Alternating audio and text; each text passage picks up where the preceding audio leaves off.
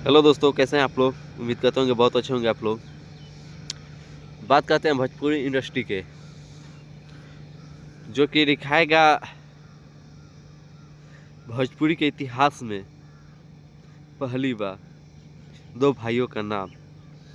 भोजपुरी में कभी नाम लिया जाएगा तो उसी दो भाई का नाम लिया जाएगा फर्स्ट टाइम, क्योंकि वो जो दो भाई है कुछ ऐसा कर दिखाए हैं भोजपुरी इंडस्ट्री में कि लोगों का होश उड़ गया है। वो लोग ऐसा काम किए हैं, ऐसा नाम अपने बनाए हैं कि लोगों का होश उड़ गया है। लोग सोचते होंगे जो करने को वो कर दिखाए हैं। भोजपुरी इंडस्ट्री में बहुत लेट से आए लोग और बहुत कुछ करके दिखा दिए। उन्होंने 11 लड़कियों को शादी कराया, जिसमें खेसारी लाल 11 लड़कियों के गिफ्ट में बाइक दिए।